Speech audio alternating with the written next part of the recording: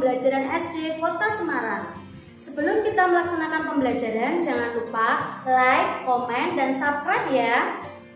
Bagaimana kabar kalian hari ini? Semoga anak-anak selalu sehat. Anak-anak harus selalu ingat 3M ya, yaitu memakai masker, cuci tangan dengan sabun, dan menjaga jarak. Hari ini anak-anak bertemu dengan Bu Inung dalam tema 6, subtema 3, pembelajaran 3 dan 4. Untuk memulai kegiatan hari ini, mari kita berdoa terlebih dahulu. Berdoa, mulai. Berdoa, selesai.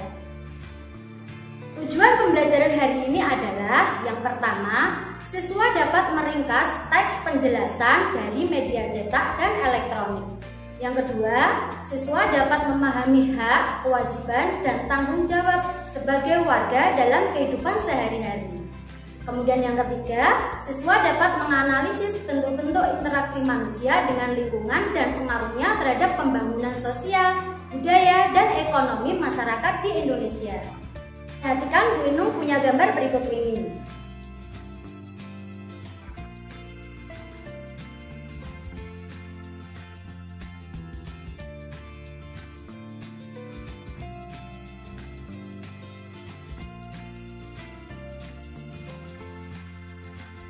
Kegiatan apa saja yang kamu lihat? Ya, betul. Gambar pertama, orang membatik.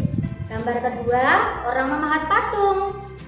Gambar ketiga, nelayan menangkap ikan.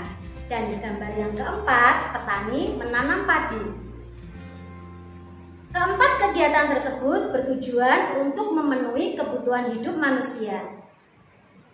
Kegiatan tersebut berpengaruh terhadap pembangunan ekonomi, sosial, dan budaya masyarakat setempat. Nah, anak-anak, bagaimana kegiatan masyarakat yang ada di wilayah tempat tinggalmu? Anak-anak, mari kita membaca bacaan yang berjudul Peran Masyarakat Terhadap Lingkungan Sosial Budaya.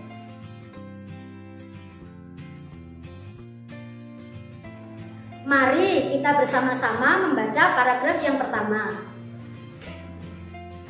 Masyarakat Indonesia merupakan masyarakat yang selalu menghargai warisan budaya nenek moyangnya. Bentuk penghargaan tersebut antara lain ditunjukkan dengan kebiasaan melakukan kegiatan tradisi dalam kehidupannya, mulai dari peristiwa kelahiran hingga kematian. Terdapat tradisi yang terus dijalankan hingga kini. Setelah kita membaca paragraf tersebut, mari kita meringkasnya dengan cara menentukan kalimat yang menjadi pokok pikiran dalam setiap paragraf. Ringkasan dari paragraf pertama adalah masyarakat Indonesia selalu menghargai warisan budaya nenek moyang dengan melakukan kegiatan tradisi seperti peristiwa kelahiran hingga kematian. Sekarang coba anak-anak berlatih meringkas sendiri di rumah paragraf kedua sampai paragraf keempat. Coba anak-anak perhatikan pakaian yang dipakai Bu Inung hari ini. Hari ini Bu Inung mengenakan baju bermotif batik. Batik merupakan salah satu warisan budaya Indonesia yang diakui oleh UNESCO PBB. Apakah anak-anak tahu kapan kita memperingati Hari Batik Nasional? Ya, tepat sekali. Kita memperingati Hari Batik Nasional setiap tanggal 2 Oktober. Setiap daerah di Indonesia mempunyai keunikan budaya. Salah satunya yaitu keunikan motif batik. Beberapa daerah di Indonesia terkenal dengan kerajinan batiknya. Contohnya, di Kota Semarang ini terdapat Kampung Batik. Masyarakat di sana mencukupi kebutuhan ekonomi dengan memproduksi batik khas Kota Semarang. Daerah lain yang juga terkenal dengan kerajinan batiknya yaitu Pekalongan, Solo, Yogyakarta, Cirebon, dan Banyuwangi. Masyarakat Osing di Kabupaten Banyuwangi banyak yang menjadi perajin batik. Para pelaku industri batik di Banyuwangi banyak melakukan terobosan Salah satunya dengan pemakaian bahan pewarna alami batik yang berasal dari berbagai jenis tanaman yang ada di sekitar rumah mereka. Contohnya seperti daun kerangkong, daun lamtoro, daun mangga, daun jati, daun jengkol, kulit kopi, daun ketepeng, putri malu, dan daun kumis kucing. Pemanfaatan bahan pewarna alami dapat memelihara lingkungan, tidak seperti pewarna kimia yang limbahnya dapat merusak lingkungan. Semua kegiatan yang dilakukan dalam masyarakat ada hak dan kewajiban yang harus dilakukan oleh anggotanya. Hal tersebut dapat berjalan dengan baik apabila setiap pihak melaksanakan peran dan kewajibannya dengan rasa tanggung jawab. Anak-anak, masih ingatkah apa itu tanggung jawab? Ya, tanggung jawab adalah sikap melaksanakan segala sesuatu yang telah disepakati untuk mencapai tujuan bersama. Apabila kita tidak melaksanakan kewajiban dan tanggung jawab, maka akan terjadi berbagai masalah sosial.